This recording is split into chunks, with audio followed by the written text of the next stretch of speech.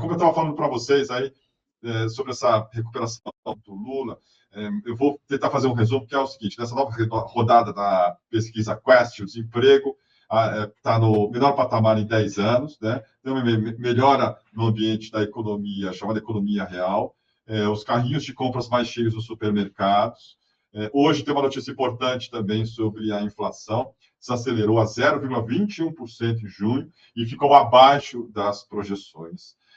O Lula teve uma aprovação que foi puxada, sobretudo, pelos mais pobres, como sempre, entre os que ganham até 2 salários mínimos. A desaprovação foi de 35% para 26%, e a aprovação 62% para 69%.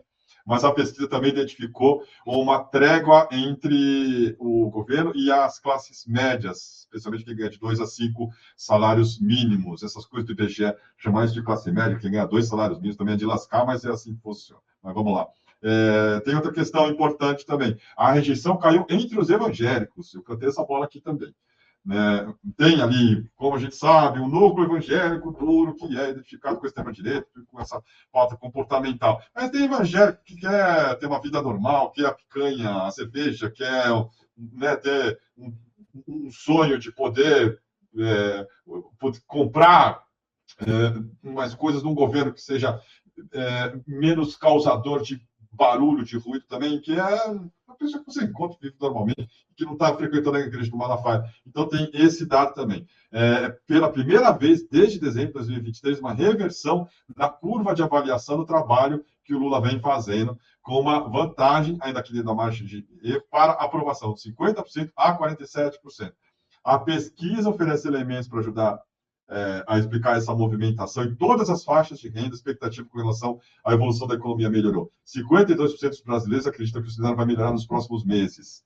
E há um lampejo de esperança de melhora de poder de compra, como eu estava falando. Em todas as faixas, o percentual dos que vêm poder de compra menor oscilou para baixo. Tem ainda algumas coisas para se acertar, mas principalmente, veja só que interessante isso aqui. O povo reconhece o efeito nocivo do embate aí que o Lula está travando contra a taxa de juros, está vendo o efeito nocivo da taxa de juros nesse patamar aí. E 87% concordam com a avaliação de que desse jeito não dá. Então, esse Campos Neto, esse canalha que está fazendo campanha contra o governo Lula e se alinhando abertamente ao provável adversário do Lula em 2026, estou me falando, referindo ao Tarcísio, está perdendo também essa batalha. Os números são bons, os resultados são alvissareiros, e é mais um motivo aí também para a gente parar de ficar tão negativo, às vezes que fica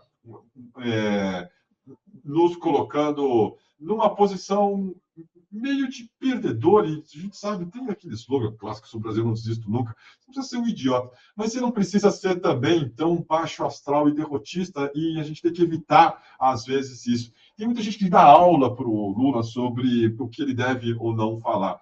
E acho que essa pesquisa está mostrando também o quanto ele está acertando com relação aos temas que ele aborda. A mídia vai culpar o Lula por qualquer coisa que seja, desde dengue até hemorroida, até o que for necessário, principalmente pelo aumento da inflação e a subida do dólar. E as pessoas estão vendo que não é assim. Só 30% acham ou acreditam nessa baboseira. Para 53%, as falas do Lula não são a principal razão para o aumento do dólar. Então, tem muito acerto aí. Para 66% dos brasileiros, o Lula está certo nas críticas à política de juros do Banco Central. Só 23% discordam. Então, é uma mídia também que fala com cada vez menos gente, cada vez mais também refém do público que criou, público esse que acabou evoluindo de conservador para uma extrema-direita, acabou abandonando a própria mídia, ficou sem pai nem mãe, sem leitor, mas continua falando sozinho às vezes. Alguns deram um jeito no discurso. A Globo, como é maquiavélica, impressionante como ela consegue se transformar numa estrutura daquele tamanho para ajustar o discurso. Agora, a Globo não é a mesma empresa que em 2016 estava derrubando o governo, 2017, lava-jatista.